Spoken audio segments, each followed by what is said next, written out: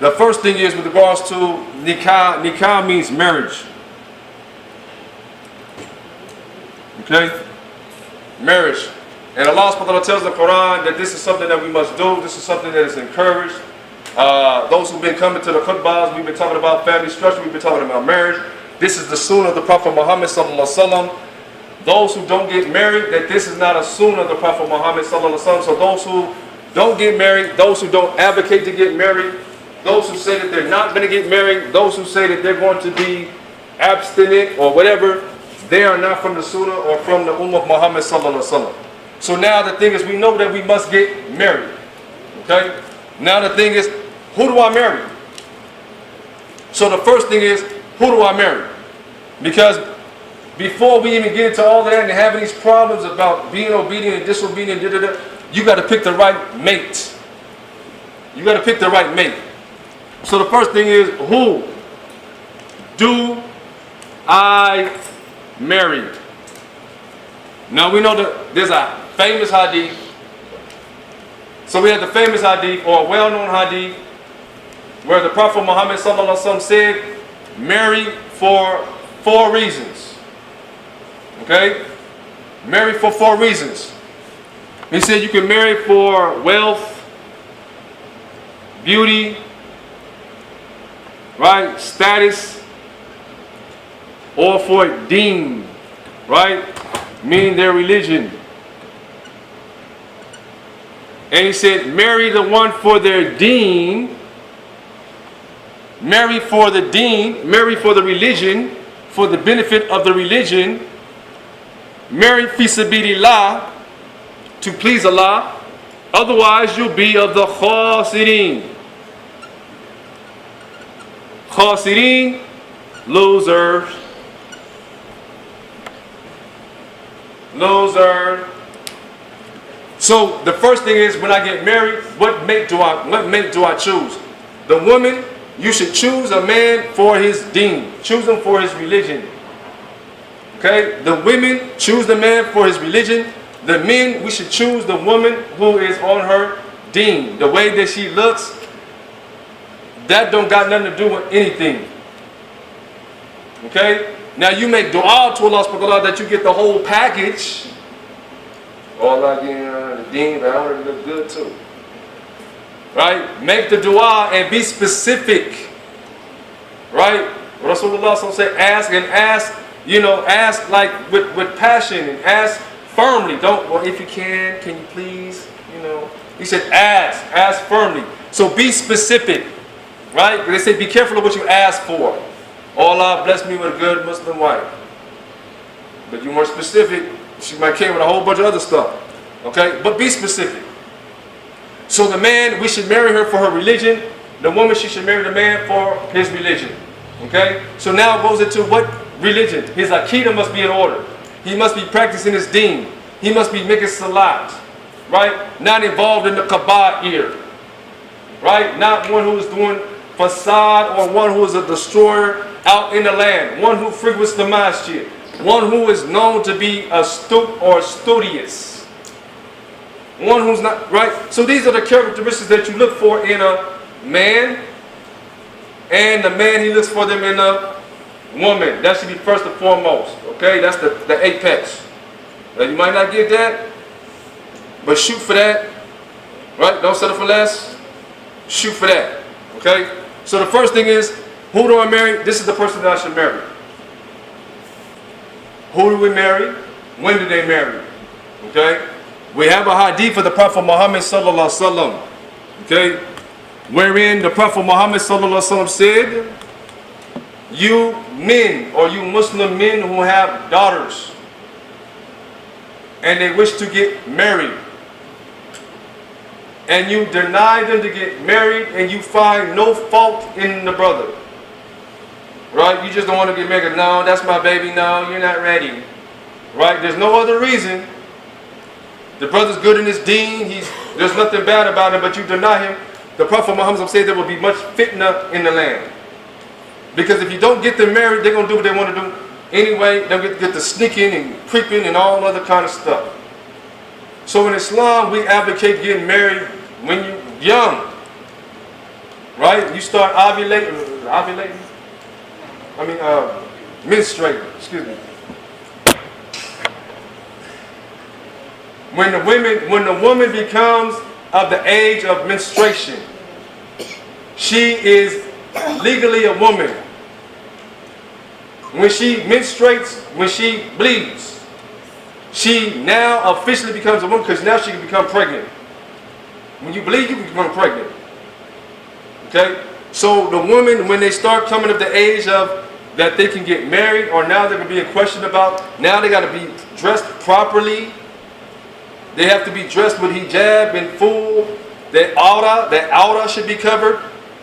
Right? The aura. Y'all know the aura? And keep me on track, but I want to hit on certain things because we're talking to the youth right now. And we're talking about marriage, we're talking about boyfriends and girlfriends, we're going to talk about the aura as well. Because as Muslim women, it is your responsibility to keep them perverts and weirdos from looking at you, molesting you with their eyes.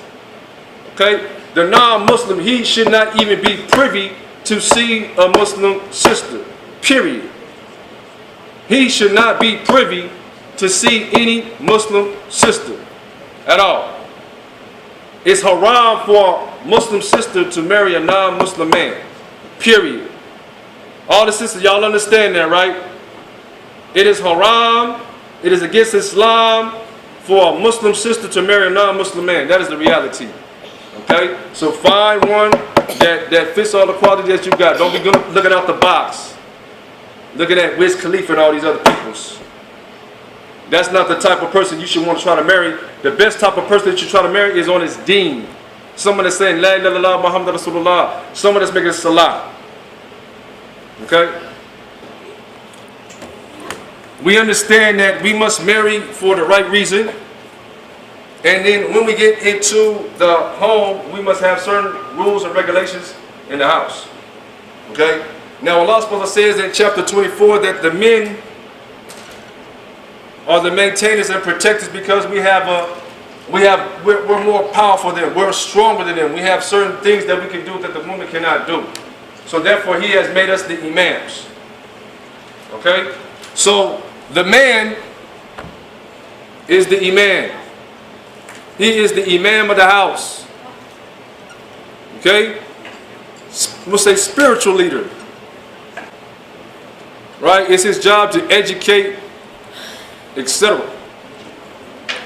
That's his job. Right? The man is the imam.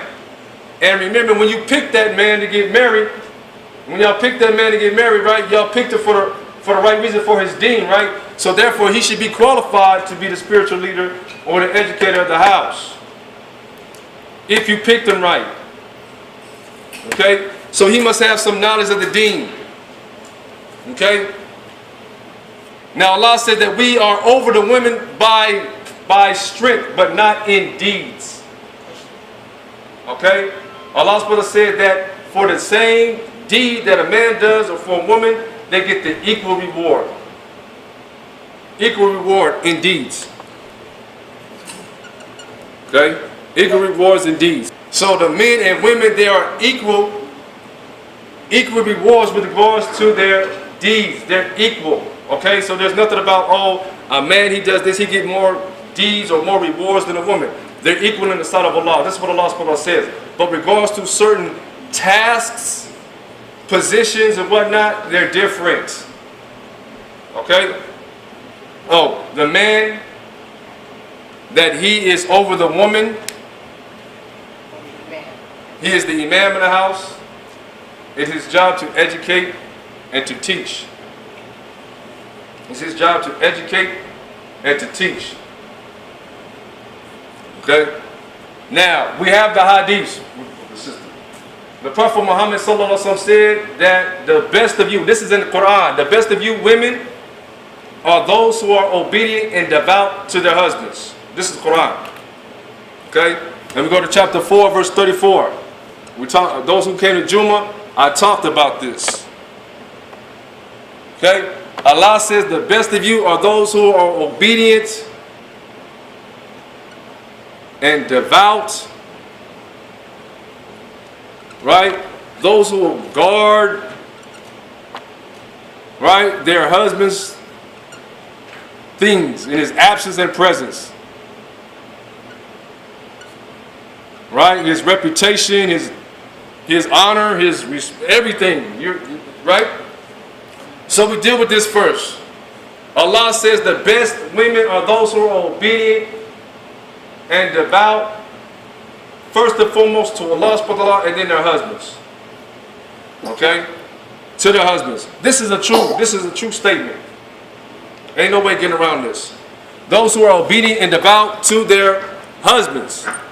Now the Prophet Muhammad sallallahu alaihi wasallam said with regards to the obedience to the husband, that the obedience to the husband is only bil ma'ruf, meaning only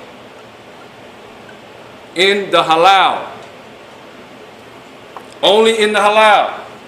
Your husband tell you to do something against the Quran or the Sunnah, you do not have to listen to him. You do not have to obey him. Only bil ma'ruf. Only in the good. Okay? Bil ma'ruf. Only in the halal. Okay? If the woman, she is pleasing to her husband, she will enter into any door that she wishes. Okay? Now, the husband,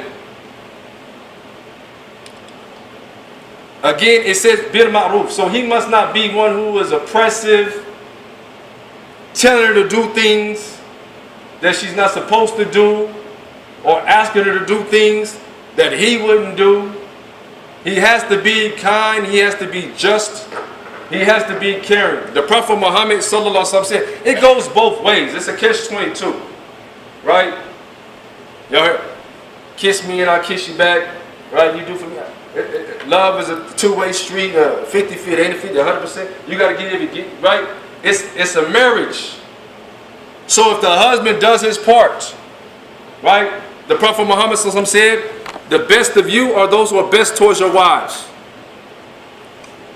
This is a reality. This is a hadith. The best of you are those who are best towards your wives.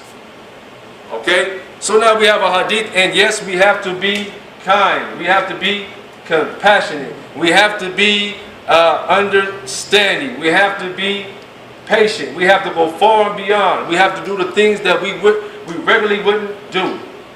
Not because we're sipping or because we're bowing down. We're doing it because Allah subhanahu wa ta'ala tells us through the Prophet Muhammad, who's the best example, that the best of you are those who are the best towards your wives. So if I'm striving to be like Rasulullah sallallahu alaihi wasallam, then you have to find what it is that makes you the best. What are some of the characteristics that will make you pleasing to your wife? Okay? And at the same time, not going against the tenets of Islam. Not going against the tenets of, well, I'm going to please, well, you got to be good to me. Okay, I'm not going out the realm of Islam to please you, though. The same thing with the woman. I'm not supposed to obey you in outside the realm of Islam, though. Same thing. The best of you are those who are best to your wives. The best of you are those who are obedient to your husbands. If she's being nice to me, I'm going to be nice to her. Right? I'm being nice to her, she's being nice to me. If we're conducting ourselves as Allah subhanahu wa ta'ala tells us to do, we must understand that a marriage is a job. It's a job. And it takes work. And when you understand that the ultimate goal, what is the ultimate goal of the marriage? It ain't just to, okay, you look good, I look okay. It's more than that. It's about raising children. It's about raising a family. It's about, having productive children that go into society. It's about showing good examples. It's about showing society that this is how Muslims get down with regards to marriage. That's what we're here for. That's why we're getting married, or that's why we should get married. Okay? So, must have an ultimate goal. What is the ultimate goal? I didn't come in here to play games. So, the thing is, and I talked about this in Juma. In this society, we're filled with a lot of games. There's a lot of games in this society. Everything that you watch on TV is geared towards games. It ain't about being in a monogamous relationship. It's about being a player. It's about cheating. It's about being a Mac. It's about having more than one. It's about lying. It's about being deceptive. It's about being provocative. It's about being promiscuous. Everything that you see on TV, Disney Channel, same thing, Nickelodeon. And I'm going to give you an example. Miley Cyrus, right? Miley Cyrus, probably a lot of these children who are little kids probably watched Miley Cyrus growing up watching Nickelodeon or Disney Channel. So if they're a real fan of Miley Cyrus, that means that they follow her all through her career. Even to the point where she's doing what she's doing now. Devil signs, you know, she's a, you know, yeah. She's a shaitan now. She's a devil advocator. She is one who has chosen to lead people astray by doing what she does, because she's, and the way that shaitan did it, he used Disney Channel cartoons to get everybody like Miley Cyrus, what was it, Hannah Montana? And then now Miley Cyrus, she went for that, and then she slowly started changing her music. Now she's a she-devil. Okay? She's a she-devil.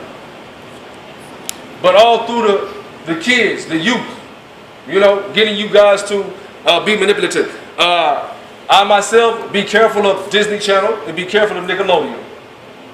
Sit down and watch it with your kids one day, man, and like with the clear mind. Don't just watch it like, oh, it's a cartoon, it's got a lot of animation, oh, that was funny. Look at what's really going on and what they're really saying. You got homosexual stuff in there. You know, you got, it's all kind of stuff up in there. You know. But again, back to the marriage.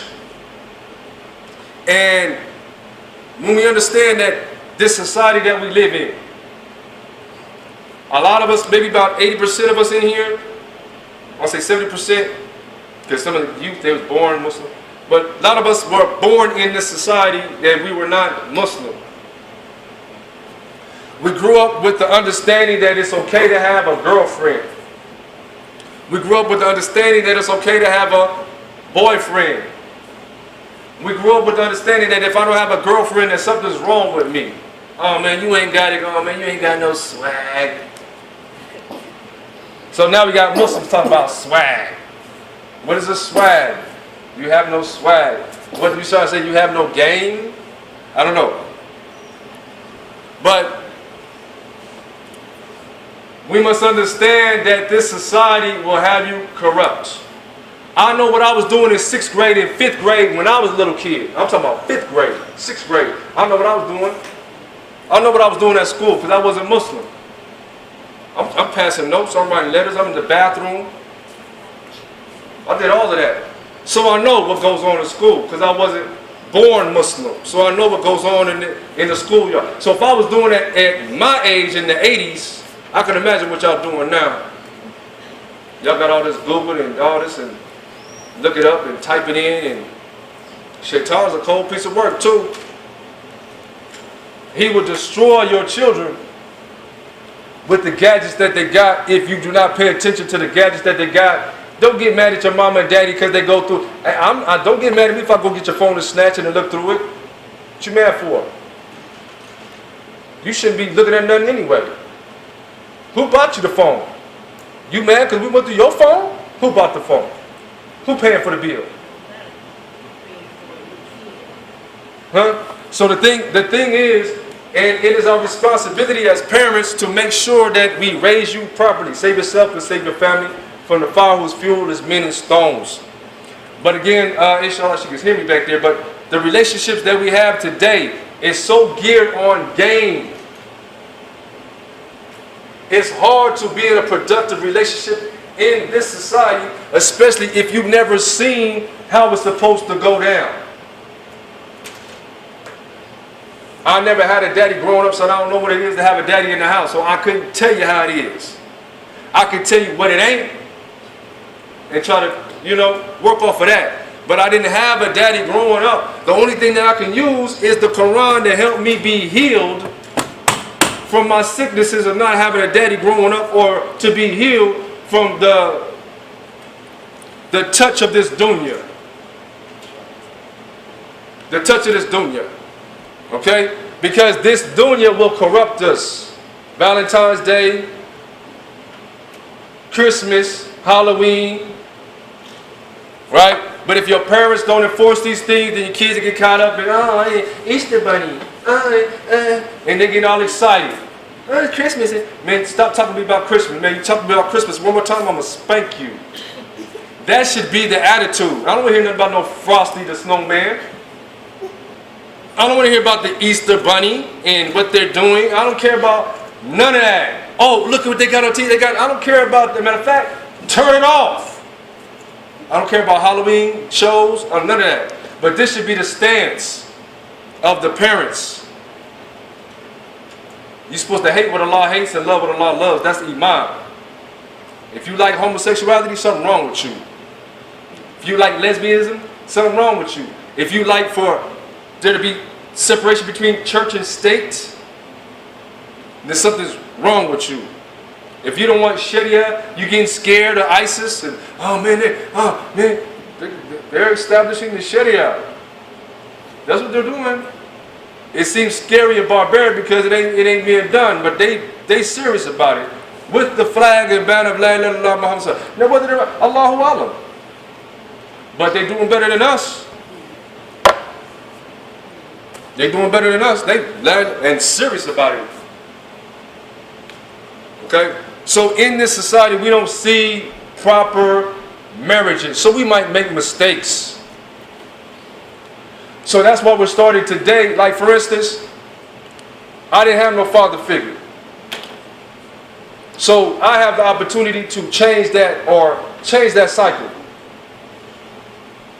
If I didn't have a father figure, my intention would be like, okay, well, I'm going to stay in the family structure to make sure that the child has a father figure. Because I know what it was like not to have a father figure. When my mama spanked me, my daddy went there, I cried for my daddy, I went through the whole little psychological thing. Hey, where's my daddy? That's real. Kids go through that. Crying for their mama, crying for their daddy. And if you don't know how that affects the child, then, so those who have went through it, we can try to make a change and try to change that cycle now. We can change that cycle now. I didn't have no daddy. I'm going to make sure that I am in a situation where I could be there for a child who don't got a daddy. I didn't have nobody to lace me, to tell me the do's and don'ts and walk me around and tell me that this is right or wrong. Okay, if I'm in an opportunity to do that, to lace a child and lace his boots and make sure he's right and tight, then I'm going to do that. Because I know that without that, it's the opportunity of the same thing that happened to me of going to prison and backsliding and doing all of these things. If you don't have nobody to tell you about what mistakes are out there, what you can do, then you will do it. Right? You don't have nobody telling you, man, don't do this, don't do that, don't do this, stay in line, don't do this. I'm talking about a father figure. And so the women, I ain't got nothing, hands off to y'all women. But I got away with a lot of stuff with my mama. Because my mama wasn't home all the time and I had no father figure. So I got away with a lot of stuff. That's why you need both parents. So they don't get away with nothing. Mama didn't see it, oh, daddy saw it. Daddy didn't see it, mama saw it. Mama might be a little bit more lenient than daddy, but you need daddy because daddy is the force. Daddy's the discipliner. Mom is the nurturer. You need that yin and yang. You need the sensitivity and you need the discipline. Okay? But in this society, we haven't seen what it's like to have a productive relationship. Now, out of the country and societies where they are practicing this, and this is the norm in Muslim societies, this is advocated. Marriage, even young age, 14, 15, it's nothing to get married. Because they understand the mechanism and the magnitude and the beautiful thing that marriage brings about for society. Okay? So, with regards to us here at Aqaba or here in America or Fresno, we need to educate ourselves better, man, so we can have better relationships. We need to educate ourselves and allow the Deen, the Quran, and the Sunnah to guide us. Stop using basketball wives. Stop watching this on TV and watching how they argue. And but you did that, and we watch these things, and you are a product of your environment. They say, oh man, that stuff don't affect me. I can watch it and it don't affect me. You may think it might not affect you. You heard of subliminal messages? In the TV, they got stuff specifically designed to control you. Right? You got a commercial about a certain drink or something. They do certain things to make you, oh, I'm thirsty. I need a Twix bar right now. I need a Snicker right now. I saw that commercial. It's time to go get me a Snicker bar. Okay? But just be mindful. Just be mindful. We just have to acquire more knowledge. And if we do it together, right? That's why I say husbands and wives, they both should be in a class together. So they can both be learning together. Okay, baby, if you heard what I said today, we got to talk better. We got to communicate better. All right, baby, I'm going to respect you. You're going to respect me. All right, it's us. It's us against them. It's team us. Okay? We're going to make sure that our family is tight. We ain't going to let nobody come over here and destroy our family. Because they may not have a successful relationship going on in their relationship. So they may want to try to sort ours. So let's make sure that we watch out for team us. And our family, our children, our development, our growth, our education. If we start here in these classes right here, and the sisters that are learning, and when you're looking for your husbands, you will be laced already to understand, man, okay, well, I got to be obedient, but I got to be in ma'ruf. And if I'm obedient, I'm not doing it for him, I'm doing it for Allah. Same thing with me, you know. I'm going to say, use myself as an example. Living in this life, living in this worldly life, this dunya, we learn certain ways of how to treat women. Right? Right? All of this. Right? But Islam tells you have to do this. So Islam, it humbles you. Your nafs, right? Your nafs is inclined to do evil. Right? Your nafs tell you to do like this. Oh, treat them wrong. Talk bad to them. Talk disrespectful to them. Lie on them. Cheat on them. That's what this dunya tells us. They're nothing. Oh well. Islam says no. The Muslim woman is fragile. She shouldn't be, disrespected. She shouldn't be hurt. We should, we should hold her on a pedestal. We should protect them. That's what Islam says. Islam says that the best woman is the hijab woman, not no woman, no Beyonce. I don't care about Beyonce. Beyonce is ugly to me because of what she does. She's ugly because she's gonna go to the hellfire. She's pretty, but she's a pretty devil. A pretty devil. See, the devil, he ain't gonna come. He ain't gonna come as something that you dislike. Oh, that's the devil. I know that's the devil, so I'm gonna stay away from that. The devil gonna come in the form of Beyonce, dancing and whatever she doing. Oh, she's pretty. She's light skinned. Oh, look at her hair. Oh, she's pretty. She got curves. Look at her skin tone. That's how the devil does it.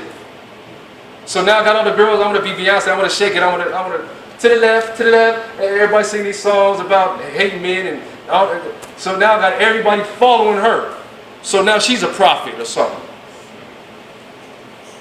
And I say that, I'm not saying that lightly. She is a prophet now, because when the Prophet Muhammad asked Shaitan, how do you call people to your deen?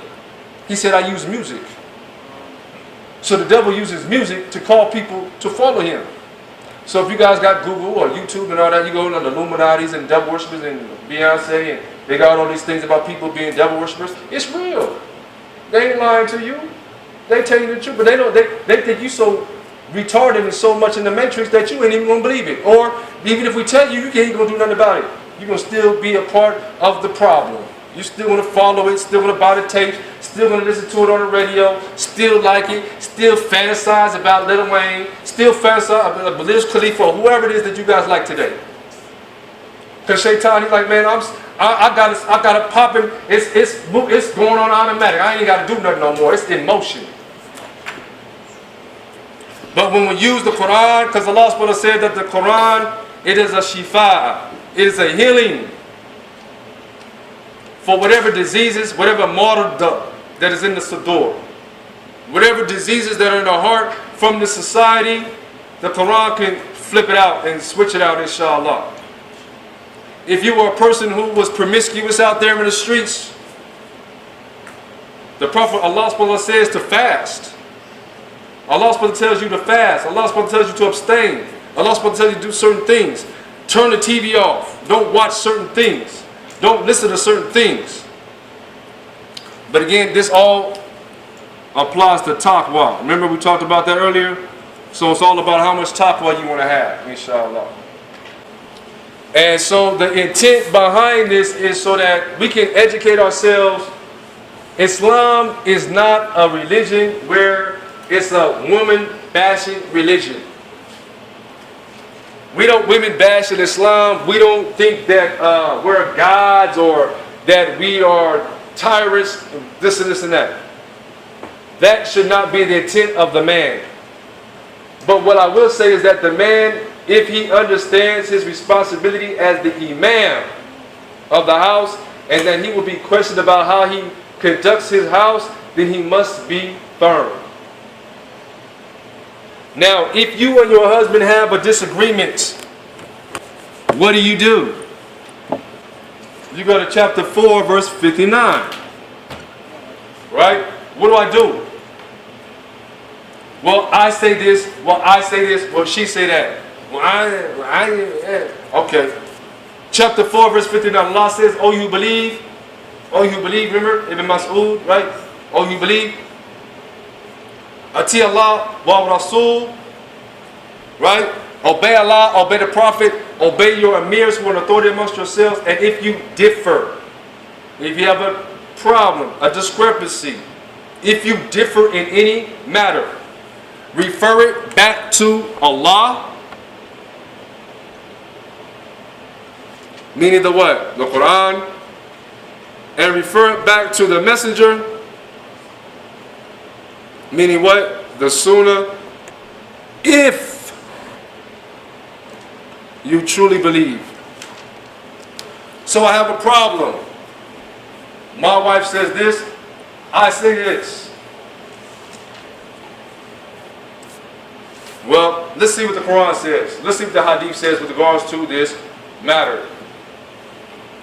Also in chapter 4, it also says that it is not befitting for the believing man or the believing woman that when Allah or the Prophet have decreed a matter, that they have any other option in that matter, but they submit to it with a submissive submission. This is also in Surah Nisa. So Allah subhanahu wa ta'ala says that when Allah or the Prophet have decreed a matter, meaning when there has something in plain text, an answer to a question or a solution to a problem, when Allah and the Messenger have decreed a matter, when there's something that's already plain that it says this in the Sharia, the believing man and believing women, they do not have any other option. Well, I think this, well, I feel that. No.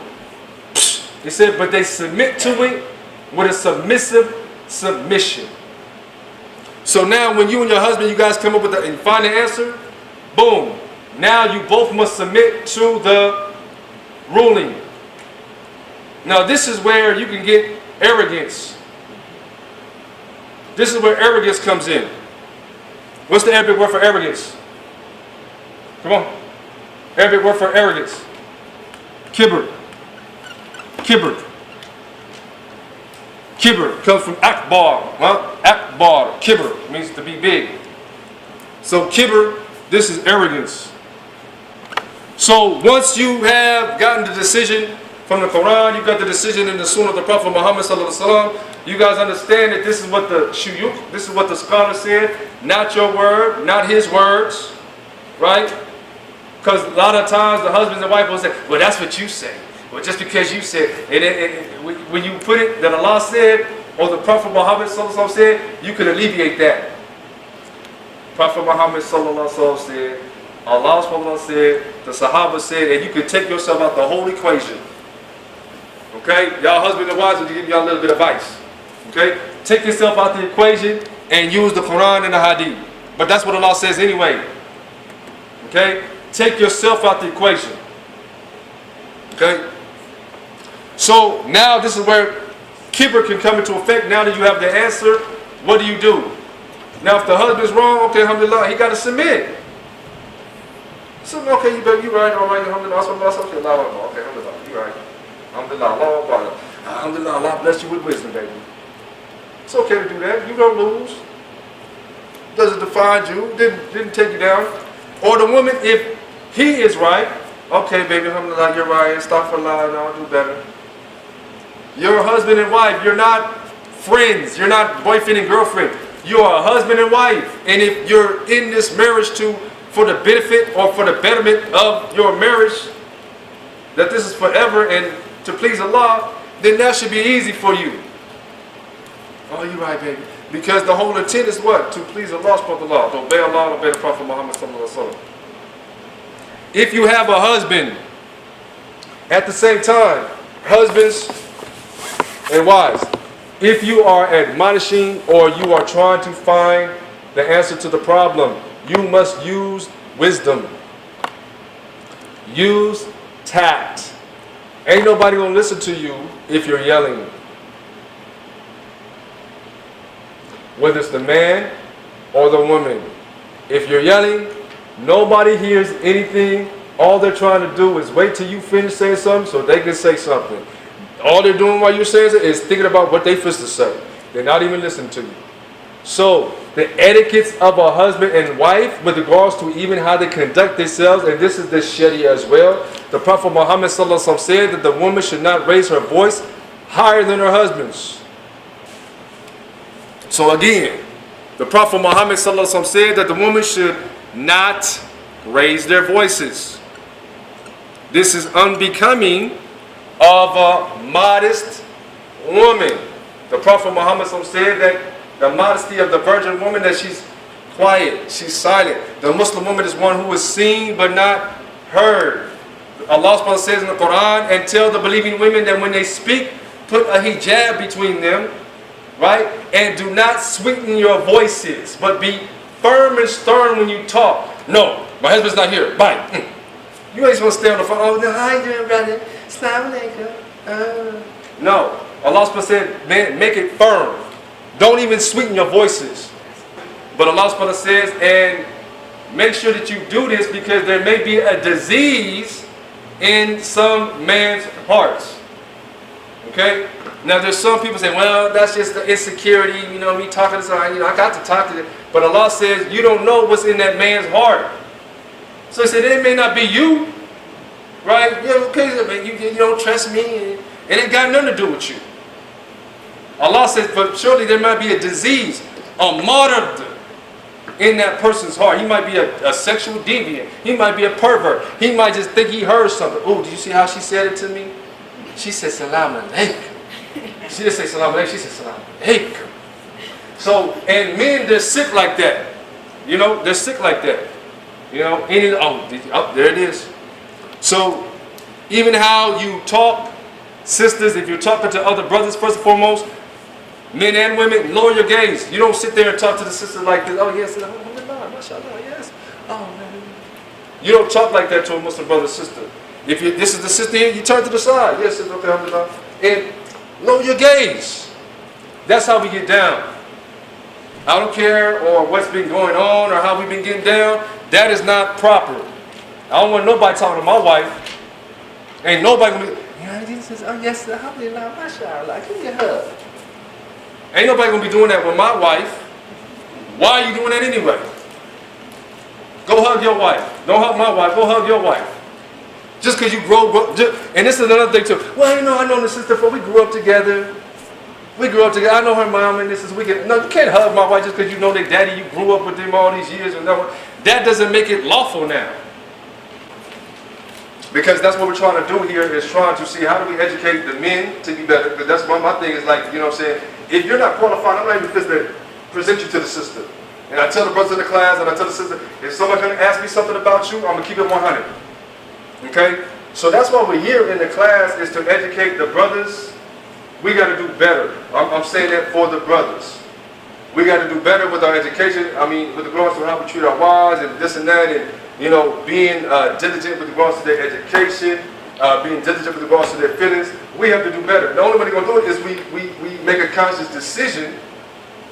You know, like how these kuffar, they have Daddy Day or Father Day, they make an oath or a pledge to be good daddies or something like that. You know how the kuffar be doing that stuff. We need to say, like, okay, we making a conscious decision to be better community.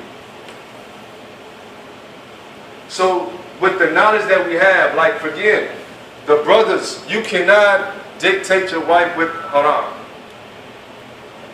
The best of you are those who are best towards their wife. How did the Prophet Muhammad ﷺ deal with his wife? He talked to her, he communicated with her.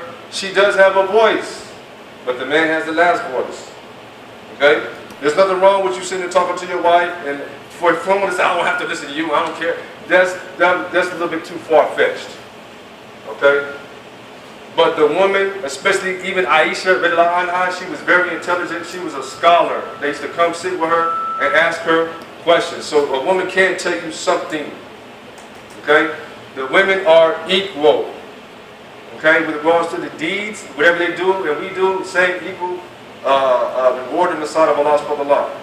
The men, like I was saying earlier, with regards to, we were talking about raising the voices, and with regards to lowering the voice, lowering the gaze, that when brothers are talking to sisters, right, and we see this after Jumu'ah sometime, by standing out in front talking and whatnot, we're supposed to lower our gaze. And this is the women, the men and the women.